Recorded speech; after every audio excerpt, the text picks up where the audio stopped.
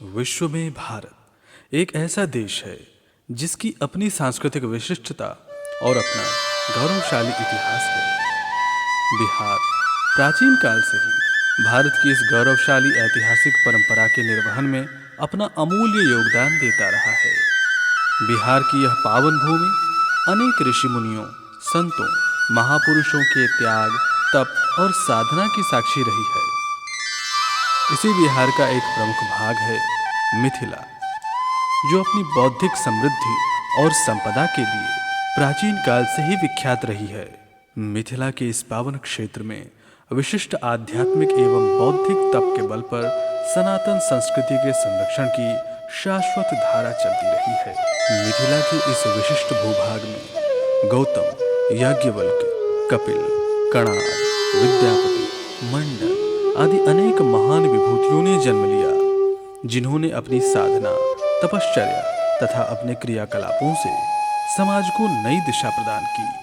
यहाँ के राजा भी विदेह हुए हैं। बिहार की इन महान विभूतियों की श्रृंखला में एक प्रमुख नाम है गोस्वामी लक्ष्मीनाथ परमहंस, जिन्हें उनके भक्त श्रद्धा से बाबा जी कहते हैं। प्रथम देव गुरुदेव जगत में और न दूजो देवा। गोस्वामी लक्ष्मीनाथ परमहंस का जन्म तत्कालीन भागलपुर जिला और वर्तमान सुपौल जिला के परसरमा गांव में 18वीं शताब्दी में एक कुलीन ब्राह्मण पंडित अंदी झा के कुल में हुआ था। उनके पिता का नाम पंडित बच्चा झा और पितामह का नाम पंडित धर्मपति झा था। हालांकि कुछ लोग यह भी कहते हैं कि उनका जन्म उनके ननिहाल मेहत में हुआ था।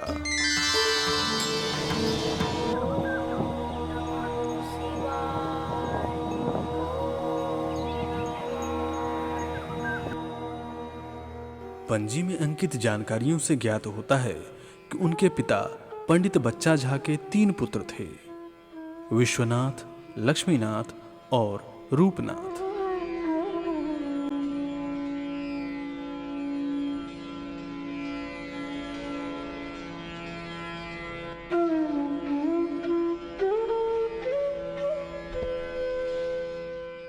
बचपन में लक्ष्मीनाथ को लोग प्यार से लक्ष्मी या लखन भी बुलाते थे। जिस प्रकार भगवान श्री कृष्ण 11 वर्षों तक गोचारण करके योगीश्वर हो गए, उसी प्रकार लक्ष्मीनाथ भी लगभग उसी अवस्था तक गोचरा कर महान साधक योगी बन गए। एक साधारण गृहस्थ परिवार में जन्मे लक्ष्मीनाथ में बाल्यकाल से ही एक योगी और साधक के गुण विद्यमान थे। कई बार खेल खेल में ही वे अपने श्वास अनुशासन से लोगों को चकित कर देते थे। गोचारण और खेलों में गहरी रुचि होते हुए भी कई बार वे अपने साथियों के साथ खेलना छोड़कर ध्यान मग्न हो जाते।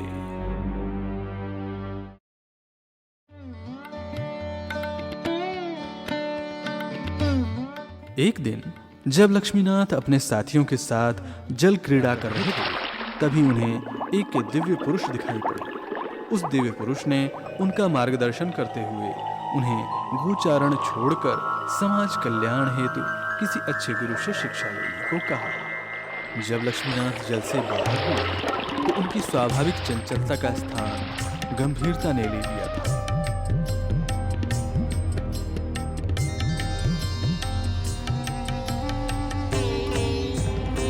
अब वे अन्यमनस्क और उदासीन रहने लगे। लक्ष्मीनाथ में आए इस परिवर्तन को उनके पिता ने सहज ही माप लिया।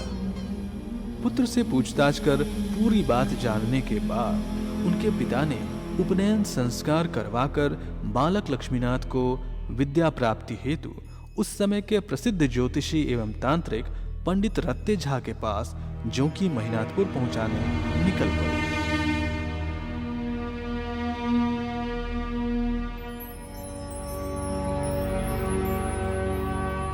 लंबी यात्रा करके नदी नाले पार करते हुए पंडित रत्ते झा के गुरुकुल पहुंचे।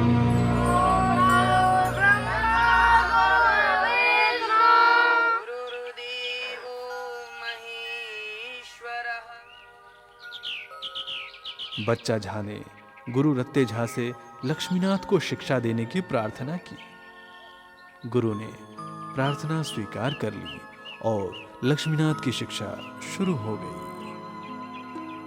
एक दिन गुरु को सूचना मिली कि लक्ष्मीनाथ का सुबह से कोई पता नहीं है। गुरु उनकी तलाश में निकल पड़े। उन्होंने लक्ष्मीनाथ को एकांत में ध्यानस्थ पाया।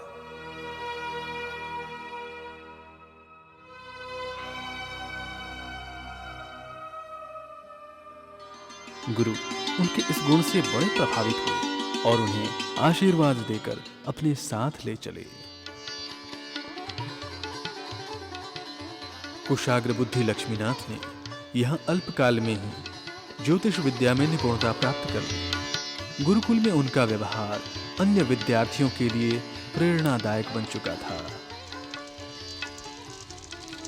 उनके गुरु ने लक्ष्मीनाथ में एक अच्छे साधक के गुण देखकर उन्हें तंत्र का भी ज्ञान दिया। धीरे धीरे लक्ष्मीनाथ तंत्र विद्या में भी पारंगत हो गए और तंत्र की अनेक सिद्धियां प्राप्त कर ली।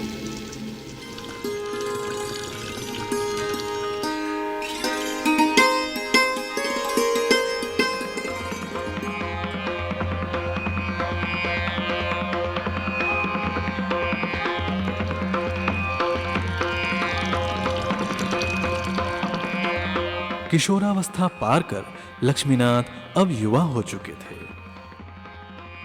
महिनाथपुर में कुछ ही वर्षों में उन्होंने अपनी शिक्षा पूरी कर ली थी।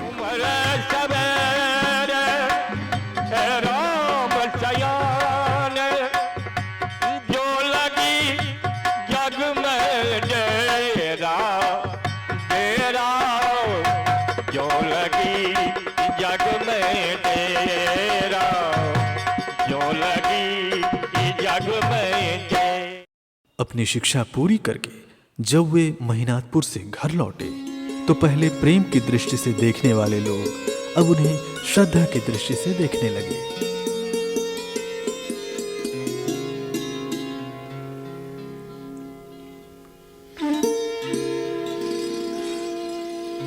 बाल्यकाल से ही वे योग मार्ग पर अग्रसर होने को उत्सुक थे। उनकी योग सीखने की इच्छा धीरे धीरे प्रबल होती जा रही थी, किंतु योग्य गुरु एवं कुशल मार्गदर्शक के अभाव में वे सदैव चिंतनशील और विरक्त भाव में रहने लगे। लक्ष्मीनाथ की यह दशा देखकर उनके घर वालों ने उनका विवाह कहुआ ग्राम निवासी पंडित शोखा दत्त ठाकुर की बेटी हंसवती से कर दिया।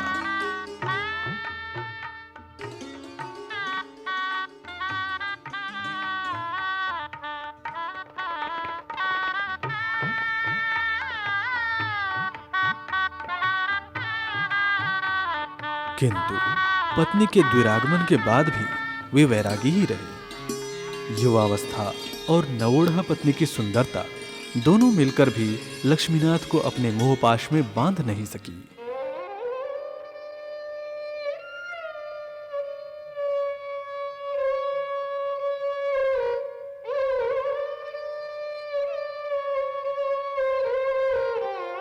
पत्नी हंसवती के परसरमा आगमन के बाद से ही लक्ष्मीनाथ ने उन्हें अपने वैराग्य धारण करने के अभिप्राय से अवगत कराना आरंभ कर दिया था।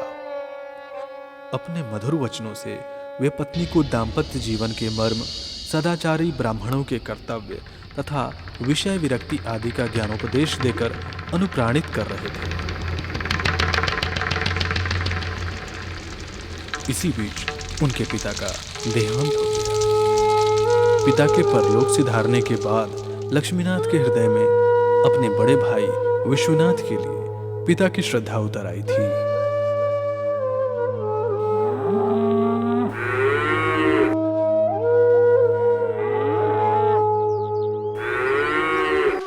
लेकिन दोनों भाइयों में इतना पारस्परिक प्रेम होने पर भी वह काल की त्योरी के सामने टिक न सका। भावी टल न सकी और एक दिन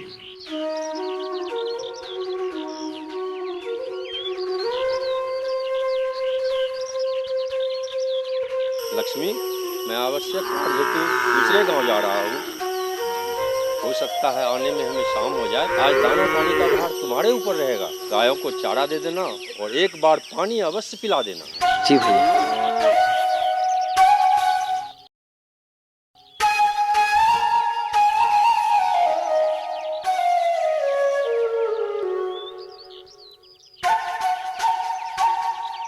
आध्यात्म विचार और ध्यान में दिन भर निमग्न रहने के कारण वे गाय बैलों को चारा पानी देना भूल गए। जब विश्वनाथ शाम को घर लौटे तो भूखे प्यासे पशुओं की दशा देखकर उन्हें बड़ा क्रोध हुआ। लक्ष्मी, एक काम बोल के गया था, वो भी तुमसे ना हो सका। दिन प्रतिदिन तुम्हारी अकर्मण्यता बढ़ती जा रही है। मैं देख रहा हूँ, ये ठीक नहीं है।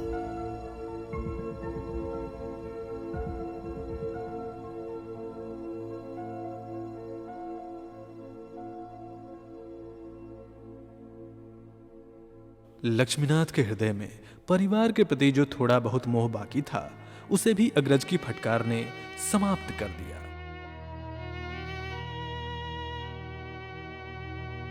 इस घटना से आहत लक्ष्मीनाथ किसी को बिना कुछ बताए कहीं चले गए। इधर लक्ष्मीनाथ के गृहत्याग के बाद से उनके अग्रज विश्वनाथ का चिंता से बुरा हाल था। आवेश में अनुज के साथ किए अपने व्यवहार पर वे लज्जित थे तथा उनके गृह त्याग के लिए स्वयं को दोषी मानते हुए वे सदैव अपने अनुज की खोज में लगे हुए थे। अरे विश्वा, लक्ष्मी आया कि नहीं?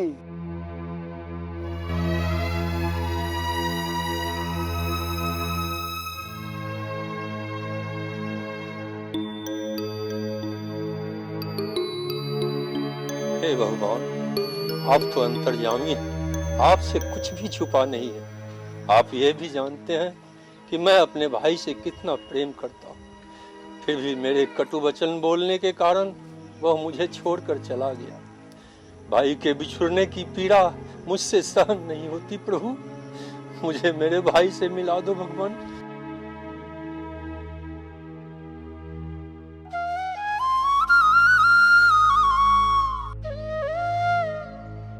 लक्ष्मीनाथ सिंहेश्वर स्थान चले आए थे।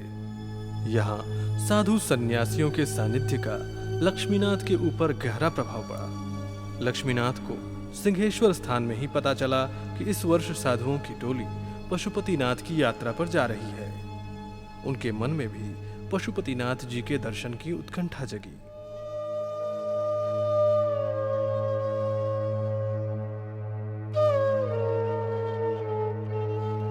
बहुत दिनों बाद किसी ने विश्वनाथ को सूचित किया कि लक्ष्मीनाथ को सिंहेश्वर स्थान में देखा गया है।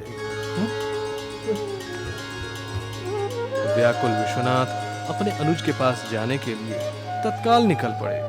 उनकी चाल में अपने अनुज से शीघ्र मिलने की अधीरता स्पष्ट झलक रही थी।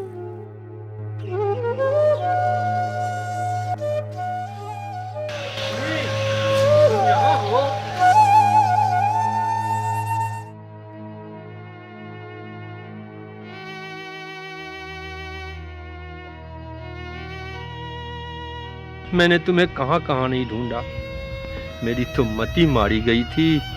जो मैंने तुझे डांटा, मुझे क्षमा कर दो मेरे भाई। नहीं नहीं भैया, इसमें आपका कोई दोष नहीं। अपराध तो मेरा ही है। मैंने आपके आदेश का पालन नहीं किया, मुझे क्षमा कर दीजिए भैया। लक्ष्मी, तुम्हारे चले जाने के बाद गांव वालों को ऐसा लगा कि मेरे दुर्व्यवहार के कारण ही तुम घर छोड़कर चले गए। नहीं भैया, यह सत्य नहीं। मैंने तो गुरु की खोज में घर छोड़ा। यदि ऐसा है तो मेरे भाई मेरे साथ चलो और गांव वाले के भ्रम को दूर कर दो। भैया, मैं निवृत्ति के मार्ग पर निकल चुका हूँ। आजीवन वैरागी रहकर ही मैं इस लक्ष्य को प्राप्त कर सकूंगा। इसलिए पुनः सांसारिक बंधन में नहीं बंधना चाहता। किंतु आपकी प्रतिष्ठा को कलंक न लगे, इसलिए चलिए, मैं आपके साथ चलकर गांव वालों के भ्रम को दूर कर देता हूं। किंतु आप मुझे वचन दें, मुझे अपने मार्ग पे आगे बढ़ने से आप रोकेंगे नहीं? तुम्हारी जैसी इच्छा, लेकिन समय आने पर मुझे अवश्य बता देना। अग्रज द्वारा घर वापस चलने के अनुरोध को वे टाल न सके और उन्हें अपनी इच्छा और अपने निर्णय से अवगत कराकर उस समय वे उनके साथ घर लौट आए।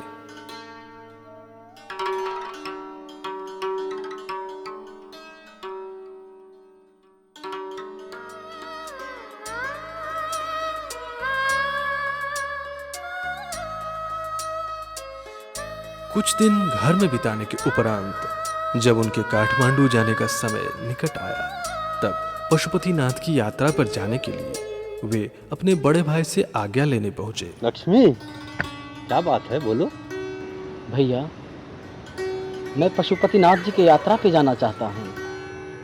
आपसे अनुमति लेने आया हूँ। अच्छा, तुम्हारे जाने का समय आ गया।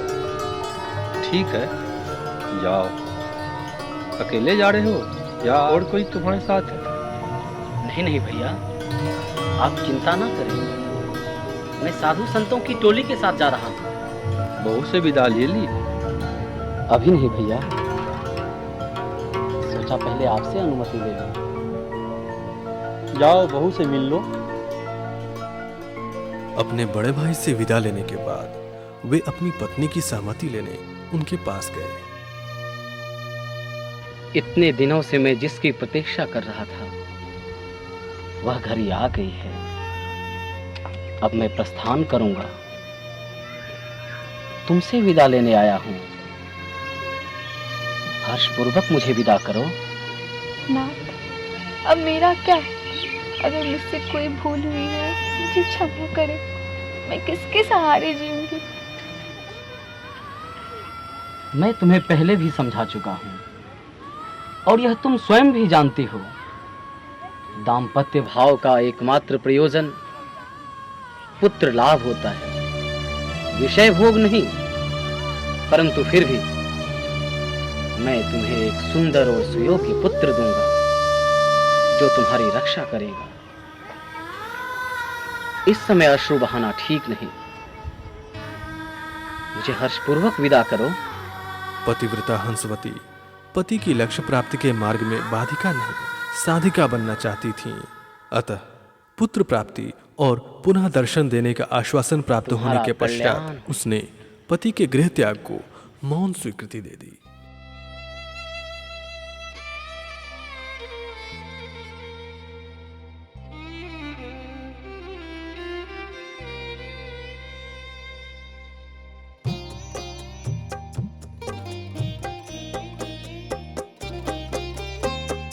चलिए कंत वही देश जहाँ निज घर अपना।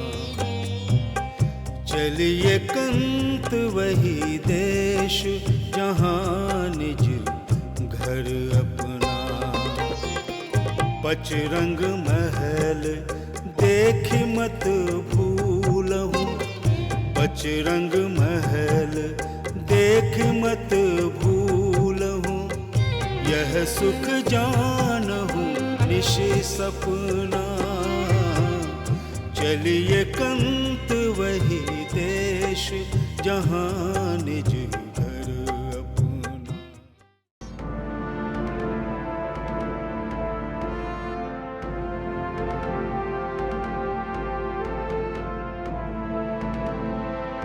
पशुपतिनाथ की यात्रा उस समय धरती पर सबसे कठिन यात्राओं में से एक थी। इस यात्रा में अनजान पहाड़ी रास्तों, बीहड़ों, जंगलों और रक्त जमा देने वाली ठंड का सामना करना पड़ता था।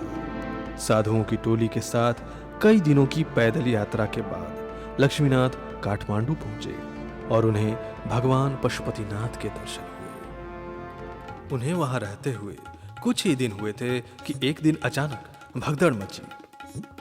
उनके सभी सहयात्री इधर उधर हो गए। लक्ष्मीनाथ भी एक ओर निकल पड़े। वे आगे बढ़ते बढ़ते एक सुनसान घने जंगल में पहुंच गए। फिर भी वे आगे बढ़ते गए।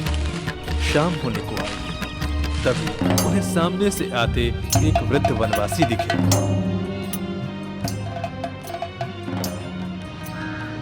अरे युवक, तुम इधर कहाँ जा रहे हो? काश के मुंह में? बाबा, मैं रास्ता भटक चुका हूँ।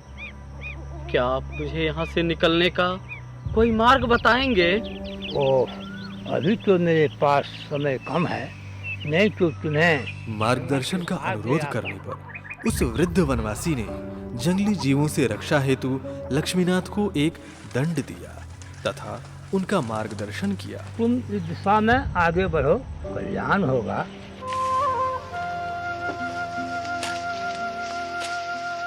वृद्ध वनवासी से दंड और मार्गदर्शन प्राप्त कर लक्ष्मीनाथ उनकी निर्दिष्ट दिशा में आगे बढ़े। लक्ष्मीनाथ को अब दिशा मिल चुकी थी और आत्मिक बल भी।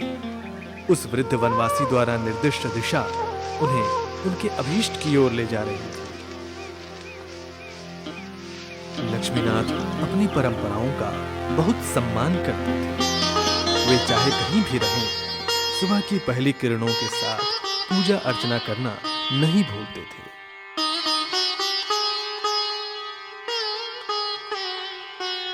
लक्ष्मीनाथ दिन भर चलते, थक कर किसी वृक्ष की शरण में आराम कर लेते।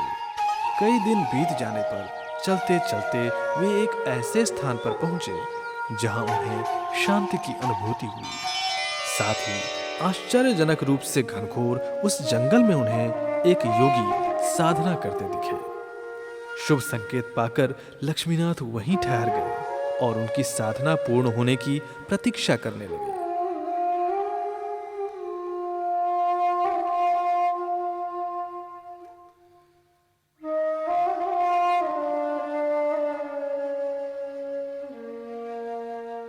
बहुत देर बाद उनकी साधना पूर्ण होने पर योगी उनके पास आए। प्रणाम। कल्याण हो। युवक, तुम कौन हो? उन्होंने लक्ष्मीनाथ से उनका परिचय और इस सघन वन में आने का कारण पूछा। लक्ष्मीनाथ ने अपनी पशुपतिनाथ की यात्रा से लेकर अंग्रेजों के आक्रमण और अपने सहयात्रियों से बिछड़कर यहाँ तक पहुँचने का पूरा वृत्तांत उन्हें सुनाया। यहाँ भगदड़ मच गई और मेरे सभी सहयात्री इधर उधर हो गए। वह योगी गुरु गोरखनाथ के पट्ट शिष्य गुरु लंबानाथ थे।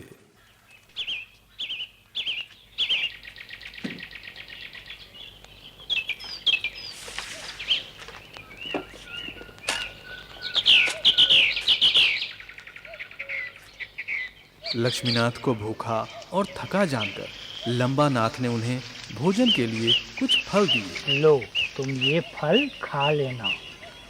आपकी बड़ी कृपा महात्मन, मैं अनुग्रहित हुआ। और सुनो, तुम्हारा यहाँ अधिक दिनों तक टिकना असुरक्षित है, अतः तुम अपने घर चले जाना।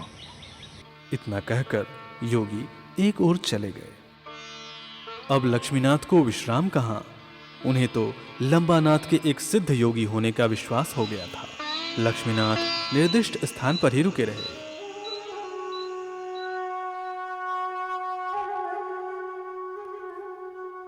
अगले दिन जब लंबानाथ अपनी साधना के लिए वहां आए,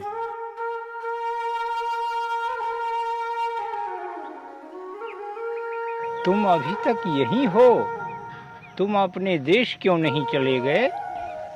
अब हमारा देश कहाँ गुरुवर, मैं एक योग निष्णात गुरु की खोज में निकला था। लक्ष्मीनाथ ने उनके प्रश्नों के उत्तर दिए और उनके शिष्य बनने की इच्छा जताई। अब आप ही मुझे योग का ज्ञान देने की कृपा करें। लंबानाथ ने उनसे अनेक प्रश्न किए और उनकी योग्यता को परखा। तुम्हारा नाम क्या है? जी, मेरा नाम लक्ष्मीनाथ झा है। कलयुग में योगाभ्यास अत्यंत कठिन है। इस युग में भगवत कीर्तन ही एकमात्र प्रमुख विषय है।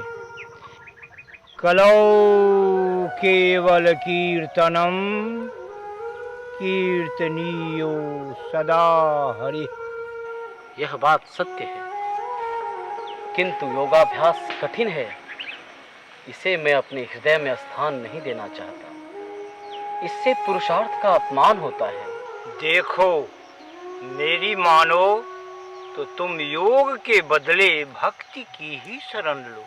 भक्ति मार्ग उचित है, किंतु मैंने तो योग सीखने के लिए घर छोड़ा है गुरुवर।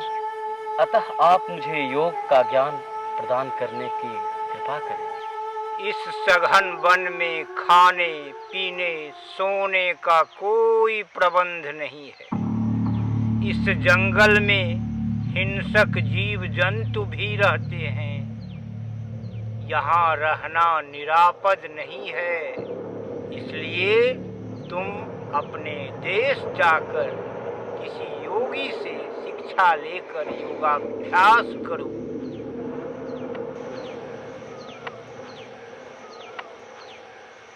महात्मन, मैंने दृढ़ निश्चय कर लिया है। मैं बिना आपसे योग सीखे घर वापस नहीं जाऊंगा। अंत में वे लक्ष्मीनाथ की दृढ़ता से प्रभावित हुए और उन्हें अपने शिष्य के रूप में स्वीकार कर लिया। मैं तुम्हारी प्रार्थना स्वीकार करता हूँ।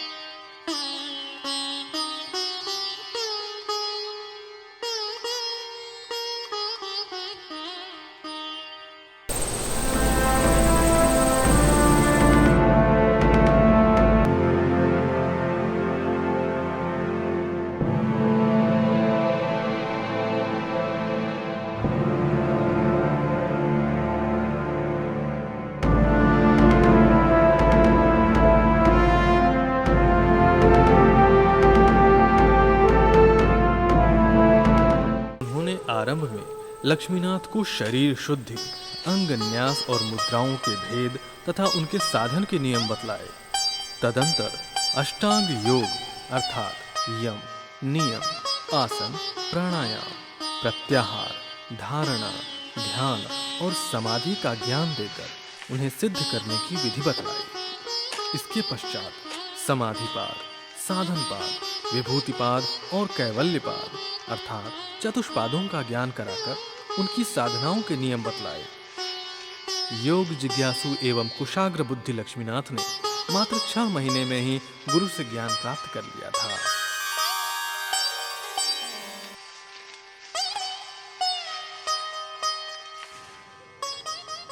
इन 6 महीनों में तुमने योग की सारी क्रियाएं सीख ली हैं। अब तुम अपने घर चले जाओ। वहीं रहकर इन योग क्रियाओं का अभ्यास करना। किंतु एक बात सदा स्मरण रखना, भगवान के नाम का कीर्तन कभी भूलना नहीं। इसके उपरांत अपने जिज्ञासु शिष्य की परीक्षा एवं गगनपाद विद्या से उनका परिचय कराने हेतु गुरु लंबानाथ ने लक्ष्मीनाथ को आकाश मार्ग से अपने गंतव्य स्थान तक पहुंचाने का निर्णय लेते हुए उनका गंतव्य पूछा। तुम्हें जाना कहाँ है? गुरुदेव, यदि मैं मिथिला में दरभंगा पहुंच जाऊं तो अपने घर को पहुंच जाऊंगा। अपनी दोनों आंखें बंद करो और उन्हें 35 कला तक खोलना नहीं। तुम अपने गंतव्य को पहुंच जाओ। जो आज्ञा गुरुदेव।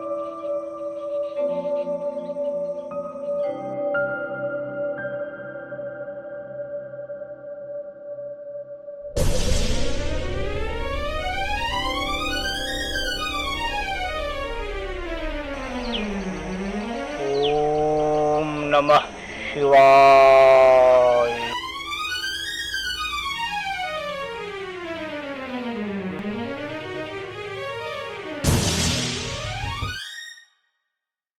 आंख खोलने से पूर्व ही लक्ष्मीनाथ अपने अभीष्ट स्थान तक पहुंच चुके थे।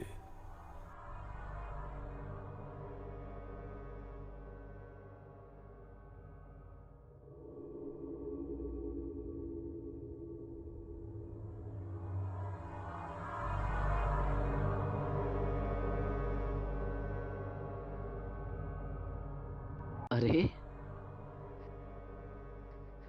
इतने कम समय में मैं यहां पहुंच गया? यह कैसे संभव हुआ?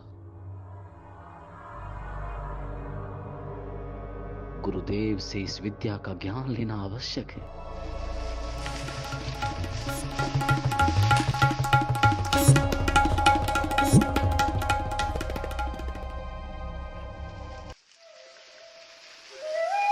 काठमांडू पर अंग्रेजों के आक्रमण की खबर से घर में सभी लोग चिंतित थे।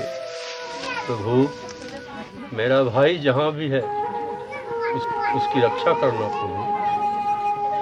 पता चला है काठमांडू में लड़ाई छिड़ गई। आप ही के भरोसे हूँ प्रभु।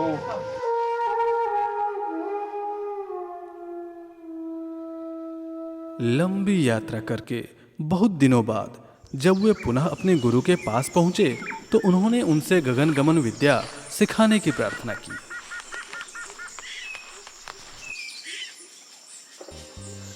प्रणाम गुरुदेव। क्षमा करे गुरुदेव, मैंने असमय उपस्थित होकर विघ्न डाला। आप तो अंतर्यामी हैं। मेरी जिज्ञासा शेष रह गई है। तदर्थ मुझ पर दया की जाए। मैं तुम पर बहुत प्रसन्न हूँ। मैं तुम्हारी यह जिज्ञासा भी पूरी कर देता हूँ। आओ बैठो। लक्ष्मीनाथ की उत्कंठा और यत्न से प्रभावित होकर गुरु लंबानाथ ने उन्हें गगन गमन विद्या का ज्ञान प्रदान किया। गुरु पूजे सब देवन पूजे, गुरु पूजे सब देवन पूजे, गुरु सेवा सब सेवा। अब लक्ष्मीनाथ ने गुरु लंबानाथ को गुरु दक्षिणा देकर तथा उनका आशीर्वाद प्राप्त करके अपने घर की ओर आकाश मार्ग से प्रस्थान किया।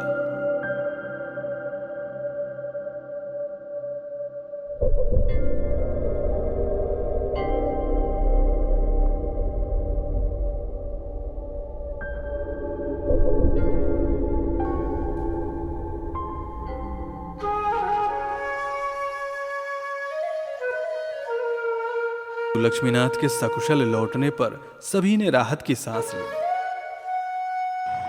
लक्ष्मी, तुम्हें देखने को आंखें तरस गई। तुम इतने दिन कहाँ और कैसे बिताए? यह एक लंबी कथा है, आइए सुनाता हूँ। कुशल क्षेम जानने के बाद विश्वनाथ ने लक्ष्मीनाथ से जानना चाहा कि लक्ष्मीनाथ इतने दिन कहाँ रहे और क्या किया। लक्ष्मीनाथ ने सारा वृत्तांत कह सुनाया और भैया से यह अनुरोध किया कि उनका यह ज्ञान तब तक पूर्ण नहीं जब तक वे इसका पर्याप्त अभ्यास न कर लें। इसलिए कठिन अभ्यास हेतु उन्हें कहीं अन्यत्र एकांतवास लेना होगा। अतः वे उन्हें इसकी अनुमति प्रदान करें। भ्रातृ प्रेम में विवश बड़े भाई ने अनुमति दे दी।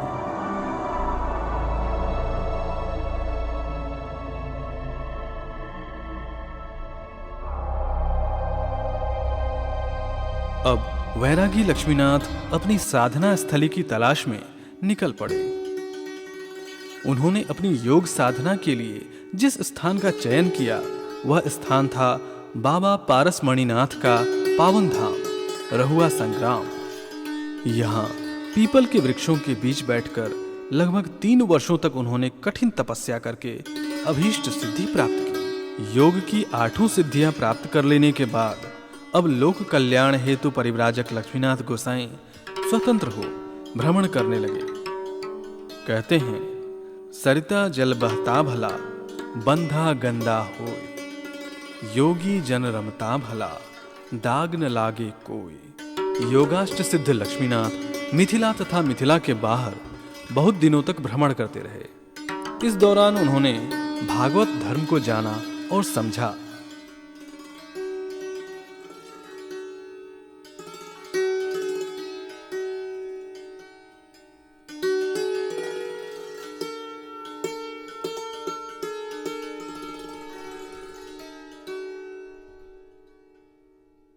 अपनी यात्रा के क्रम में भ्रमण करते करते वे एक बार बनगांव पहुंचे। बनगांव के लोगों को गोसाई जी के स्वस्थ आकर्षक शरीर और ओजस्वी व्यक्तित्व ने आकर्षित किया। उस समय लोग पहलवानों का बहुत आदर करते थे। शुरू में बाबा जी को लोगों ने पहलवान ही समझा। बनगांव के लोगों ने प्रेम पूर्वक उनका स्वागत किया। उस समय बनगांव के लोगों की धारणा थी कि बाबा जी को यदि अच्छी तरह से खिलाया पिलाया जाए तो वे एक अच्छे पहलवान सिद्ध होंगे। बनगांव के लोगों के सहज और मधुर व्यवहार ने गोसाई जी को प्रभावित किया और वे वहीं ठहर गए। बनगांव के दक्षिण पश्चिम भाग में एक पवित्र स्थान पर लोगों ने बाबा जी के रहने के लिए पर्णकुटी बनवा दी।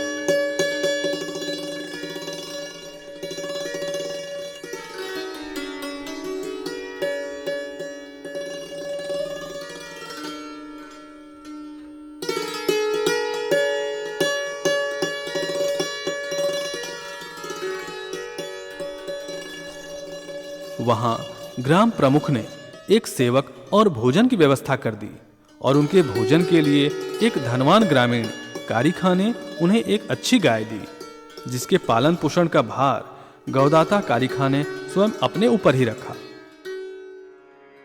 गोस्वामी जी प्रातःकाल पूजा अर्चना करते, दिन में ग्रामीणों के साथ उनका सुख दुख बांटते, शाम में भजन और कीर्तन करते तथा रात में एकांत में अपनी योग साधना करते।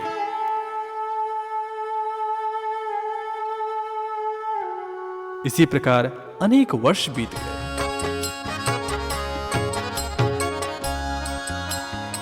ममता गई ना मेरे तन से, ममता गई ना मेरे तन से, कदपि न जात आस जीवन के, लोभ पराए धन से, कदपि न जात आस जीवन के, लोभ पराए धन से, लक्ष्मीपति भ्रम जात न कब हूँ, लक्ष्मीपति भ्रम जात न कब हूँ, बिनु हरि नाम भजन से, ममता गई ना मेरे तन से, ममता गई।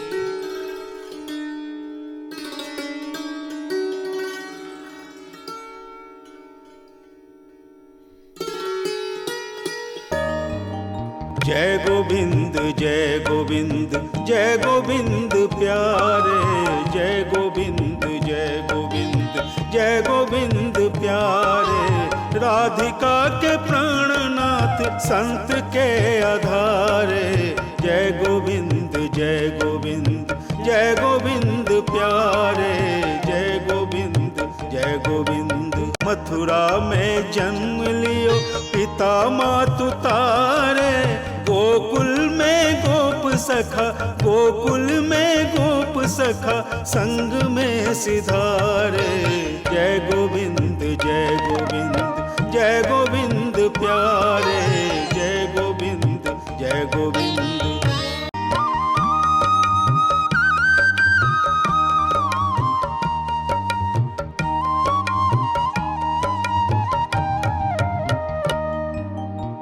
जैसे भूभार टारी कंस वंश मारे, तैसे हूँ उबार ले हो, तैसे हूँ उबार ले हो, लछन के प्यारे, जय गोविंद जय गोविंद जय गोविंद प्यारे। बाबा जी की दिनचर्या यथावत रही। इस बीच तरौनी निवासी रघुवर झा इनकी अनुयायी बने और बाबा की सेवा और सानिध्य में रहकर वे रघुवर गोसाई बन गए।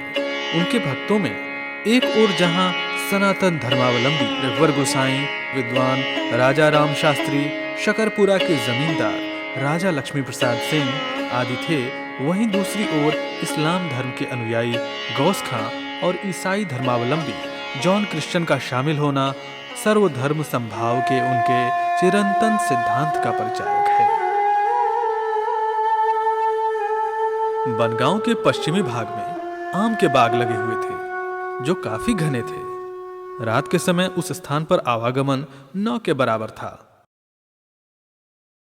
बाबा जी रात्रि काल में उन बगीचों में अपनी साधना किया करते थे। उनकी यह साधना कई वर्षों तक चली।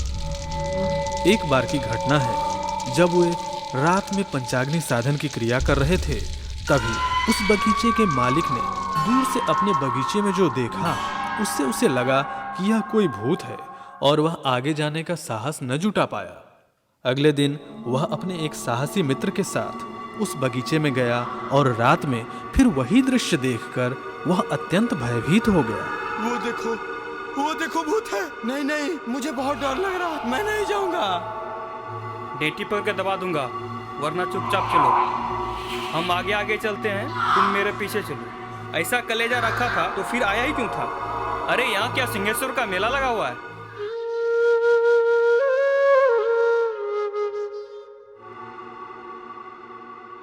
अगली सुबह उसने अपनी समस्या से बाबा जी को अवगत कराया। प्रणाम बाबा। बाबा, उस आम के पेड़ पे भूत है बाबा, जो मुर्दा खाता है। इससे मेरे फलों का बहुत नुकसान हो चुका है बाबा। उन आम के फलों की जो कीमत हो वो मुझसे ले लेना। रात को उस बगीचे में कभी मत जाना। बाबा जी ने उसकी समस्या का समाधान किया और वह प्रसन्न होकर घर लौट गया। बनगांव के लिए तो बाबा जी सर्वदेव थे। बनगांव के इस भगवती घर या दुर्गा स्थान का पुराना मंदिर बाबा जी ने श्रीनगर के राजा की सहायता से बनवाया था। जब वह पुराना मंदिर गिर गया तो गांव की ही एक मसोमात बुचनी देवी ने उसकी जगह नया मंदिर बनवा दिया। बाबा जी ने भगवती घर के प्रांगण में, विषहरा स्थान में और कुटी पर भी कुआं बनवाया तथा तालाब खुदवाए। यहाँ उन्होंने शिवलिंग की स्थापना की, जिसे लक्ष्मीश्वर नाथ महादेव के रूप में पूजा जाता है। यहाँ उन्होंने शकरपुरा ड्योढ़ी की आर्थिक सहायता से लक्ष्मी नारायण ठाकुरबाड़ी की स्थापना की, जिसका नवनिर्माण अब बनगांव वासियों ने पूरी श्रद्धा के साथ करके इसे अत्यंत विशाल और भव्य बना दिया है। इसी स्थान पर पहले एक पर्णकुटी थी जिसमें बाबा जी रहते थे, इसलिए इस स्थान का नाम बाबा जी कुटी पड़ा, जो आज भी विख्यात है और बनगांव की पहचान है। उस पर्णकुटी के प्रांगण में पंचवृक्ष था, जो तांत्रिक दृष्टि से अत्यंत महत्वपूर्ण माना जाता था। आज वहां चबूतरा और ध्वज विराजमान है। यहाँ उन्होंने कृष्णाष्टमी और होली आदि उत्सवों का आरंभ करवाया तथा धर्म सभा स्थापित करने के लिए पंडित बबुआ खां एवं अन्य को प्रेरित किया। यह धर्म सभा विगत लगभग 100 वर्षों से प्रत्येक रविवार को निरंतर आयोजित हो रही है। इसी दौरान उन्होंने बनगांव, खटकी, लखनौर, परसरमा आदि गांवों में भगवान लक्ष्मी नारायण, राधा कृष्ण आदि के मंदिरों तथा कुटियों की स्थापना करने के साथ साथ तालाब, कुआं आदि जल स्रोतों का भी निर्माण करवाया। इन कुटियों तथा ठाकुर बाड़ियों के निर्माण में शकरपुरा के जमींदार राजा लक्ष्मी प्रसाद सिंह एवं राजा उदित नारायण सिंह तथा उनके वंशजों ने सारा खर्च वहन किया। बाबू लक्ष्मी प्रसाद सिंह बाबा जी के अनन्य भक्त थे। बाबा जी की कृपा से प्रभावित होकर अनेक रजवाड़े जैसे बरुआरी, पंचगछिया, परसरमा, सोनवर्षा इत्यादि के जमींदार भी बाबा जी के भक्त बन गए। यहाँ तक कि टेकारी, मकसूदपुर आदि जैसे गंगा के दक्षिण के जमींदार भी इनके भक्तों में शामिल थे। बनगांव वासियों को बाबा जी की कई लीलाओं के दर्शन का सौभाग्य मिला। हमारे बाबा लक्ष्मीनाथ गोसाई जी को अष्ट सिद्धियाँ प्राप्त थी और अष्ट सिद्धियाँ प्राप्त होने के चलते प्रायः लोग उन्हें चमत्कारी पुरुष समझते थे, किंतु बाबा जी की लीला चमत्कार तक ही सीमित नहीं था। चमत्कार बाबा जी की लीला थी, वह उनकी विधा नहीं थी। उनकी विधा थी समाज में ऐसा आध्यात्मिक समन्वयन प्रस्तुत करना जिसमें एक जागृत समाज ज्ञान संचय के लिए हर समय उद्यत हो। बाबा जी जनक याज्ञवल्क्य की जो विदेह परंपरा थी उसके अग्रणी संत थे। जय गोविंद जय गोविंद जय गोविंद प्यारे, जय गोविंद जय गोविंद। उनकी अनेक लीलाओं की चर्चा आज भी प्रायः होती रहती है, जिनमें से एक है तत्व नियंत्रण संबंधी उनकी सिद्धि का चमत्कार। जय गोविंद जय गोविंद। एक बार बाबा जी फटकी जा रहे थे और रास्ते में बलान नदी को पार करने के लिए बाबा जी अपने भजनियों के साथ ठेंगा घाट पहुंचे। बाबा जी प्रणाम।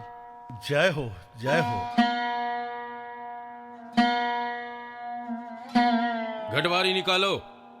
बाबा जी को पैसा कहाँ से आएगा? अरे बहुत देखा है ऐसे बाबाजियों को जो अपना पेट पालने के लिए, दूसरे को धोखा देने के लिए इसी तरह बाबाजियों का रूप धारण करके घूमते रहते हैं। लो मैं दे देता हूँ। मैं शुल्क दिए बिना नहीं जाता, केवल हंसी की थी। मैं आगे आगे चलता हूँ, तुम लोग मेरे पीछे पीछे आओ। रुक जाइए बाबा, उधर मत जाइए बाबा, पानी बहुत गहरा है, बांस भी नहीं था लेता। अरे सरवा, इसीलिए तो पीछे आने को कहता हूँ। जब मैं डूबने लगूं तो तुम लोग अपने को बचा लेना।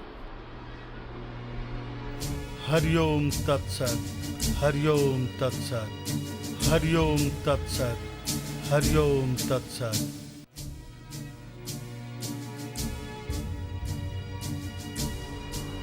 बाबा जी ने अपनी योग शक्ति से उस घटवार की दुष्टता को जान लिया। पानी घटता गया और नाव बीच नदी में जाकर अटक गई।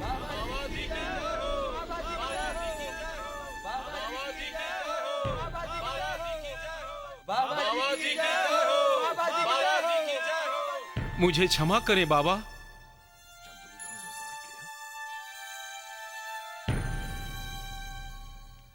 बाबा, मैंने आपको नहीं पहचाना बाबा। मैं गरीब घटवार हूं, बहुत पैसे लगे हैं बाबा। अगर किश्ती नहीं चलेगी तो मैं कहीं का नहीं रहूंगा बाबा। घटवार बाबा के सामने नतमस्तक था। जो होने का था सो हो गया। अब नाव उठा के यहाँ से दूसरी जगह ले जाओ। अब यहाँ नाव नहीं चलेगी। उसे उसके अहंकार का फल मिल चुका था। हरिओम तत्सत। जय गोविंद जय गोविंद जय गोविंद प्यारे, जय गोविंद जय गोविंद जय गोविंद प्यारे, जय गोविंद जय गोविंद जय गोविंद प्यारे, जय गोविंद जय गोविंद।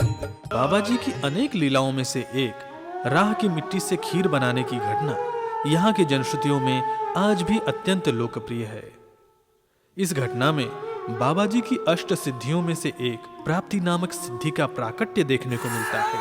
एक रात कुछ नागा साधु बनगांव कुटी पहुंचे।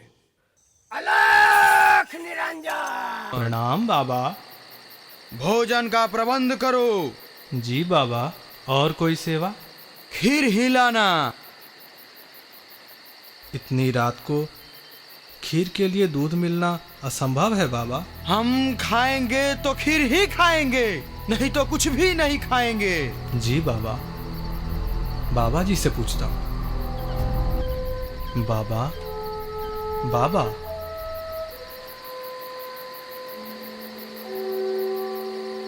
कुछ नागा साधु आए हैं, भोजन में खीर ही मांग रहे हैं। इतनी रात को दूध कहाँ से आएगा? अच्छा, वो खीर ही मांग रहे हैं? जी बाबा।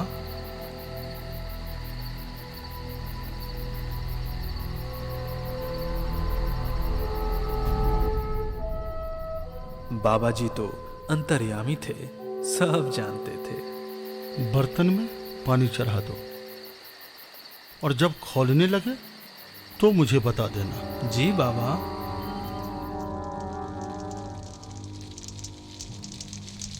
भंडारी ने वैसा ही किया।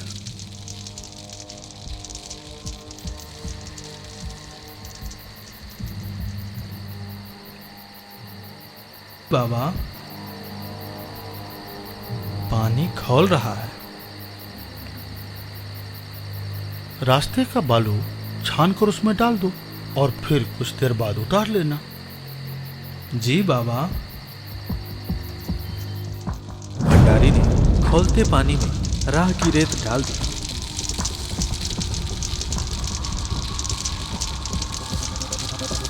थोड़ी ही देर में खीर तैयार हो गई।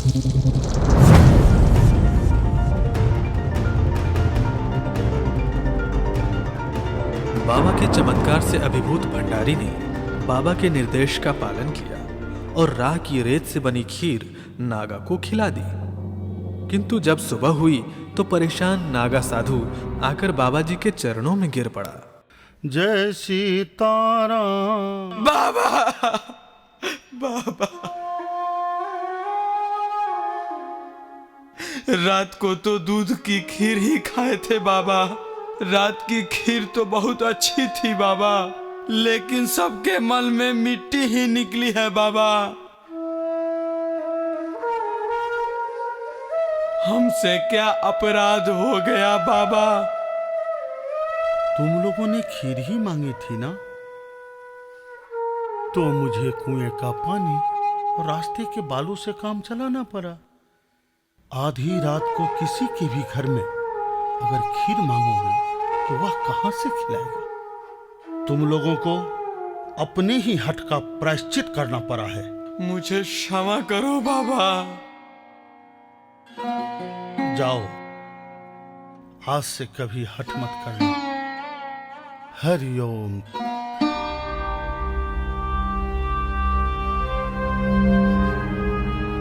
हे हर हमर करो प्रतिपाल, हे हर हमर करो प्रतिपाल। योगाष्ट सिद्ध लक्ष्मीनाथ बनगांव में रहने के बावजूद समय समय पर मिथिला तथा मिथिला के बाहर बहुत दिनों तक भ्रमण किया करते। परिव्राजक लक्ष्मीनाथ ने भ्रमण के क्रम में हरिहर क्षेत्र, काशी, प्रयाग, मथुरा, वृंदावन, जगन्नाथपुरी आदि की यात्रा की। वहां उन्होंने भागवत धर्म को जाना। इसके उपरांत वे कृष्ण भक्ति में लीन हो गए। अब वे भागवत के मर्म को समझने समझाने लगे।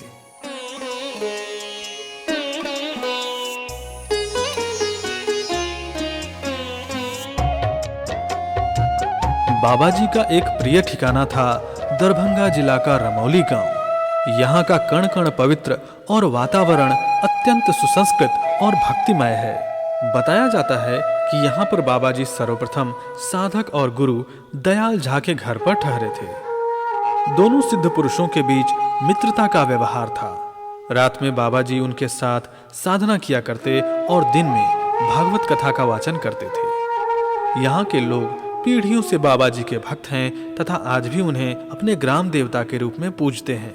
यहाँ के लोगों में बाबा जी के प्रति नैष्ठिक आस्था, अनन्य भक्ति और अटूट श्रद्धा है।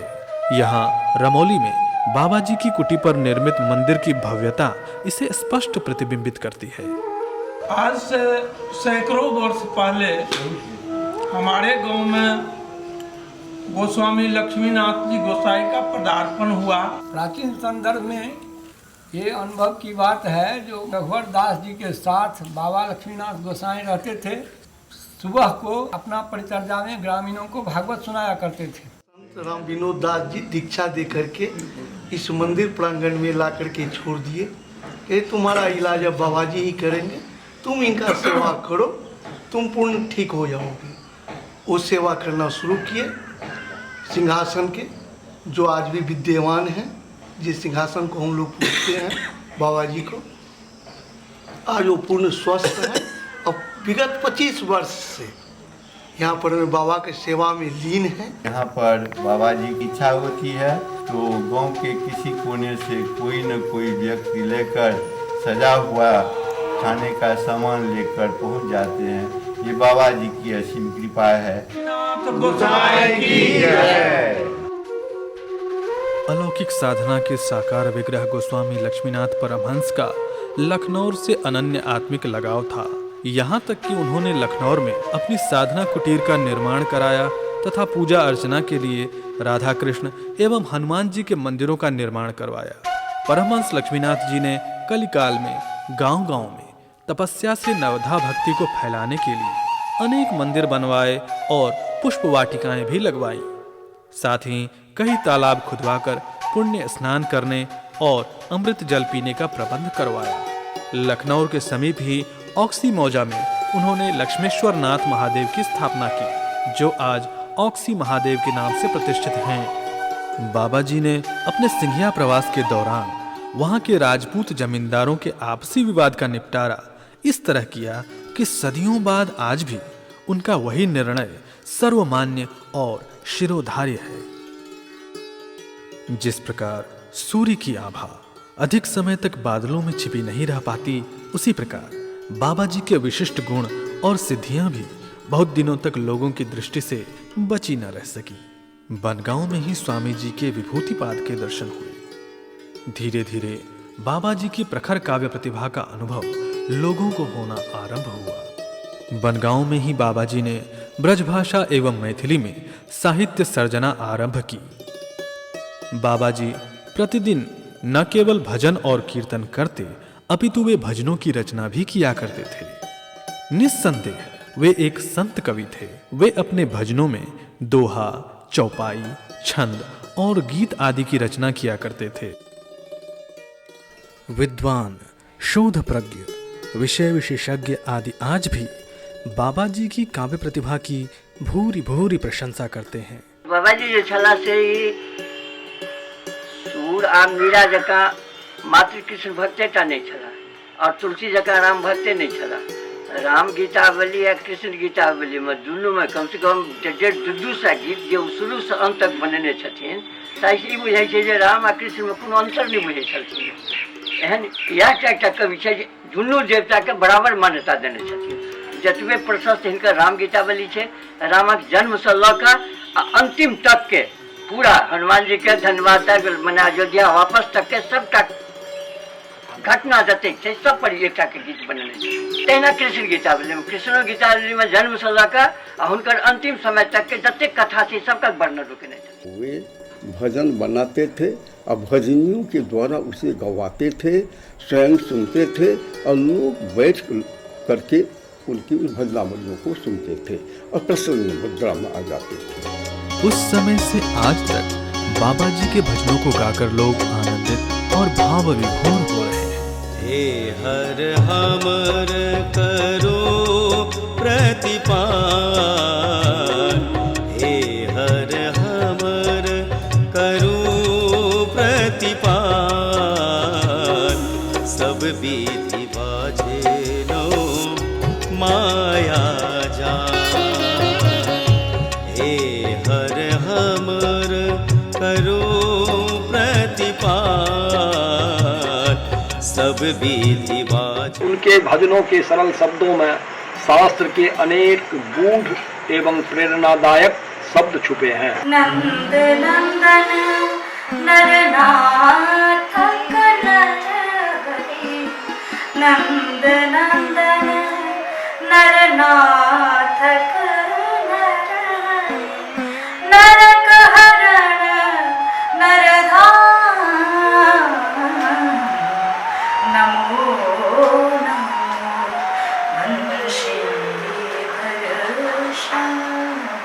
तहिना चैतावर फागु रंग बिरंग के गीत सब हिनकर छै। और इम्हर जे रामकृष्ण वाला गीत छनि ताहिमे तऽ साहित्य और रस के सेहो छै, सब रस के कविता सब छै। औचक ही कुंजन में भेटे, औचक ही कुंजन में भेटे, मदन मोहन गिरवर धारी, मदन मोहन गिरवर धारी।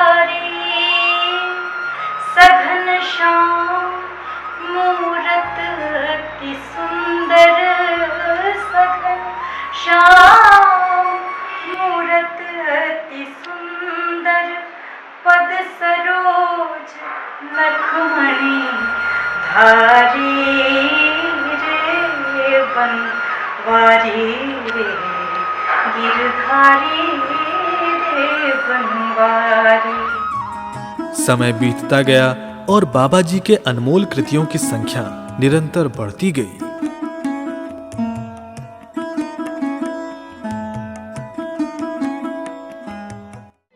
अपनी दिनचर्या के पश्चात संध्या काल में बाबा जी प्रायः अपनी नवीन रचनाओं पर चर्चा करते और अपने भजनियों के साथ भजन कीर्तन किया करते थे।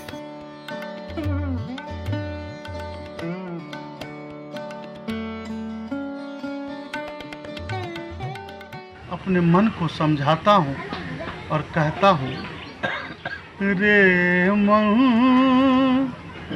काहे फिरत बौराना, रे मन काहे फिरत बौराना, मनुष्य जन्म पदारथ पायो, भजते न क्यों भगवाना।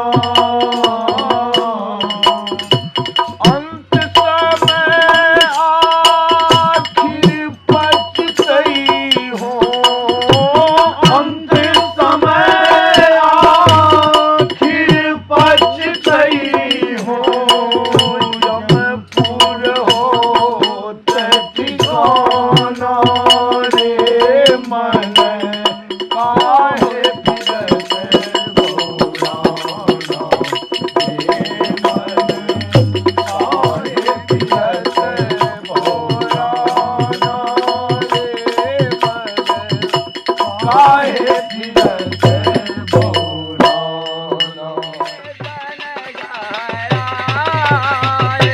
प्यारे हाथे राम गहराए आज जमुना पाराय कराए, आज जमुना पाराय कराए, आज जमुना। प्यारे लाए के नगीरा बनवारे, आज दुलारे तेरा मुरारे, आज दुलारे तेरा मुरारे, आज दुलारे। आहा करे असलान निकल आए जल से, काया कपड़ा भयो है पुराना, काया कपड़ा। योग शक्ति द्वारा गोस्वामी लक्ष्मीनाथ ने अपनी आसन्न मृत्यु की आहट को जान लिया था। अपने देह त्याग के लिए उन्होंने फटकी का चयन किया। फटकी के लिए बनगांव से प्रस्थान करने से पूर्व उन्होंने बरियाही कोठी के अपने मित्र शिष्य जॉन क्रिश्चियन को यह पत्र लिखकर सूचना दे दी। लक्ष्मीपति सुरपुर चले, जान रहे यही ठाम, कुटी हमारी देखियो, मिथिला में वनगांव।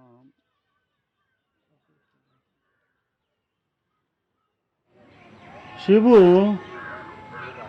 शिबू रे सरवा, यह पत्र लो और जान साहब आए तुमको दे देना। काया कपड़ा भयो है पुराना, काया कपड़ा माया मोटा में कसी बांधे, तीन गुण रसेरी में लपटाना, माया मोटा में कसी बांधे, तीन गुण रसरी में लपटाना, ममता मोह लोभ के कुंजी, ममता मोह लोभ के कुंजी, तामे डारी धरे तखाना, काया कपरा भयो है पुराना, काया कपरा। पाप के दाग लगे सारी में, धर्म मसाला नहीं मिलाना, पाप के दाग लगे सारी में, धर्म मसाला नहीं मिलाना, साफी संत के संग न कीन्हो, साफी संत के संग न कीन्हो, दिन दिन मैला में लपटाना, काया कपरा भयो है पुराना, काया कपरा भयो है पुराना, कब हुन किन्ह तीरथ व्रत पूजा, कब हुन किन्ह तीरथ व्रत पूजा, नो तप धूप में डारी सुखाना। कमला नदी के तट पर फटकी एक छोटी सी बस्ती है। जनश्रुति के अनुसार इस स्थान पर पहले करार नाम का एक बांध था, इसलिए इस स्थान को संभवतः पूर्व में करार नाम से भी जाना जाता था। कराट नाम के क्या बाण चले कहा है, वो बांधे के नाम पर गाँव के नाम कराट पड़ी है। कोनो गाँव के नाम नदी पर भय छे, कोनो गाँव के नाम मंदिर पर भय छे, तो करार नाम क्या बांध जाय चले जे गाँव से जाकर आ वो माने कमला वाला नदी तक जाय चले। बाबा जी अपना चोला बदलने के लिए फटकी ही क्यों आए? संभव है कमला नदी जो सप्तगंगा में एक है के पावन तट पर शांत, सुंदर और सुखद वातावरण को ध्यान में रखते हुए उन्होंने इस स्थान का चयन अपने महाप्रयाण के लिए कर लिया हो।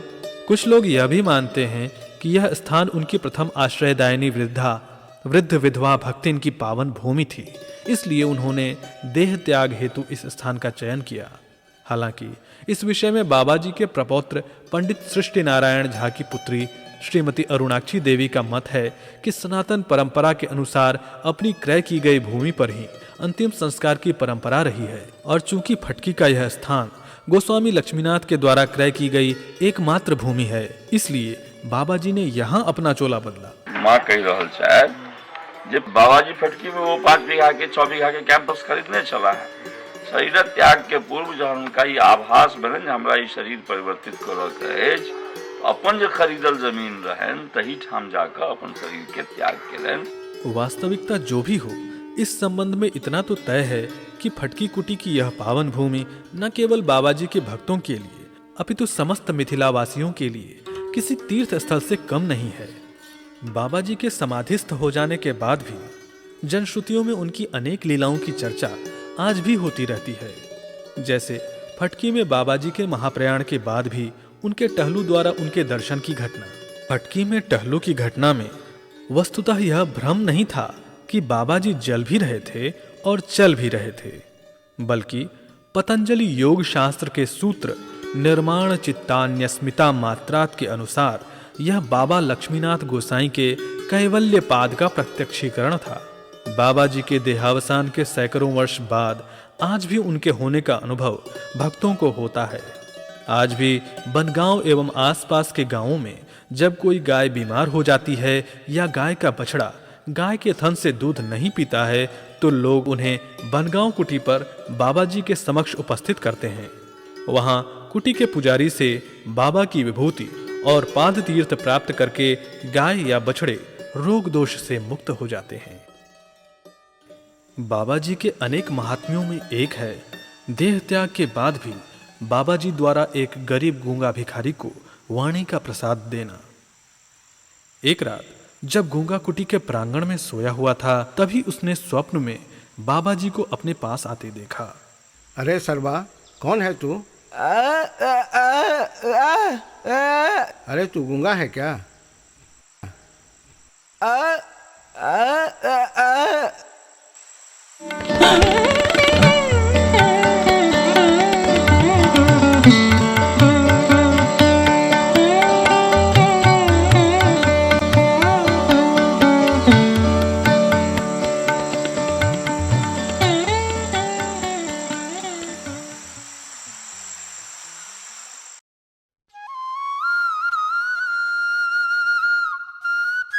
सुबह में जब वह गूंगा कहीं जा रहा था तो रास्ते में उसे एक ग्रामीण मिल गया। सवेरे सवेरे किधर जा रहा है? किधर जा रहा है? अरे जा जा जा, अपना काम कर। गूंगा बोलने लगा, गूंगा बोलने लगा, जय बाबा जी। गूंगा बोलने लगा, जय बाबा जी। जय बाबा जी। गांव में सर्वत्र बाबा जी की लीला की चर्चा होने लगी। निस्संदेह आज की पीढ़ी यह जानकर चकित होगी कि भारतवर्ष में बिहार एवं मिथिला की इस पावन भूमि पर गोस्वामी लक्ष्मीनाथ परमहंस जैसे कोई देव पुरुष उत्पन्न हुए थे। लोग उनके प्रति इतने श्रद्धावान हैं कि आज देश के विभिन्न भागों में उनकी जयंती एवं स्मृति पर्व उत्साह पूर्वक मनाए जा रहे हैं। इनमें से बनगांव के अतिरिक्त रमौली, जमशेदपुर एवं सहरसा में मत्स्यगंधा परिसर स्थित उनकी कुटियों में यह समारोह प्रत्येक वर्ष बड़ी धूमधाम से मनाया जाता है। आज भी उनके पैतृक गांव परसरमा में उनके परिजन रहते हैं। परसरमा वासियों को जब लक्ष्मीनाथ के बनगांव में होने का पता चला तो वे उनकी पत्नी को लेकर बनगांव पहुंचे। वहां बाबा जी ने अपने वचन का मान रखते हुए अपनी सिद्धियों द्वारा पत्नी को पुत्र रत्न प्रदान किया। बाबा जी लक्ष्मीनाथ गोसाई के एकमात्र पुत्र थे नेनालाल झा। उनके पुत्र हुए योगेश्वर झा। उनके पुत्र सृष्टि नारायण झा उर्फ लाल बाबू। उनकी 3 पुत्रियों मीनाक्षी देवी, कमलाक्षी देवी और अरुणाक्षी देवी में से अभी केवल श्रीमती अरुणाक्षी देवी जीवित हैं। 3 बेर बाबा जी जो श्रीमती अरुणाक्षी देवी का मानना है कि न केवल बाबा जी की रचनाओं का गहन अध्ययन, विश्लेषण और अन्वेषण की आवश्यकता है, अपितु बाबा जी से जुड़े विभिन्न तथ्यों पर भी वृहत शोध अपेक्षित है। संत शिरोमणि गोस्वामी लक्ष्मीनाथ परमहंस जैसे बहुआयामी व्यक्तित्व वाले योगी, साधक और संत की विराटता को इतने अल्प समय में समेटकर प्रस्तुत करना सूरज को दीपक दिखाने जैसा ही है। वास्तव में यह न तो बाबा जी की संपूर्ण जीवनी है और न उनके चमत्कारों का समग्र वर्णन। हम तो बस अभी किसी प्रकार पत्रम पुष्पम फलम तोयम लेकर आपके समक्ष उपस्थित हुए हैं तथा इस रचना में हुई किसी भी प्रकार की कमी या त्रुटि के लिए क्षमा प्रार्थी हैं। आप सभी से हमारा यह विनम्र निवेदन है कि बाबा जी की बहुआयामी यशोगाथा को जन जन तक पहुंचाने में हमारा सहयोग करें। इति योगी वराय तन्वते चरितम लोकहितानुबंधने परमात्म निवेशितात्मने मम लक्ष्मी पतये नमो निशम। नर भज भगवत जग जय से उपजत, नर भज भगवत जग जय से उपजत। जपट सकल सट, जपट सकल सट, रहट सदट रट। नर भज भगवत जग जय से उपजत, नर भज भगवत जग जय से उपजत।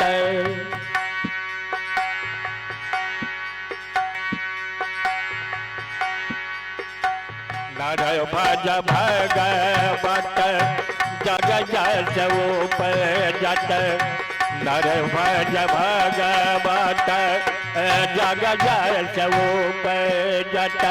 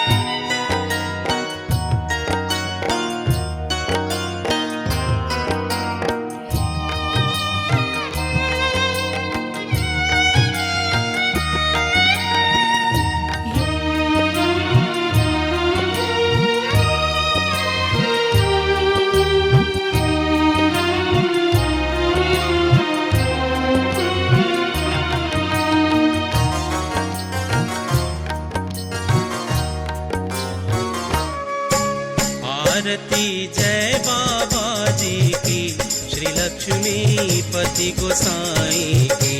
आरती जय बाबा जी की, श्री लक्ष्मीपति गोसाई की। आरती जय बाबा जी की, श्री लक्ष्मीपति गोसाई की। आरती जय बाबा जी की, श्री लक्ष्मीपति गोसाई की। आरती जय बाबा जी की, श्री लक्ष्मीपति गोसाई की। आरती जय बाबा जी की, श्री लक्ष्मीपति गोसाई की। करू सब हरदम हुनकर ध्यान, ध्यान मिटत सब ताप भेटत सद्ज्ञान, सद्ज्ञान। करू सब हरदम हुनकर ध्यान, ध्यान मिटत सब ताप भेटत सद्ज्ञान, सद्ज्ञान। करे जन कीर्तन शरण भार्पण, चरण गही साधक साईं की, श्री लक्ष्मीपति गोसाई की।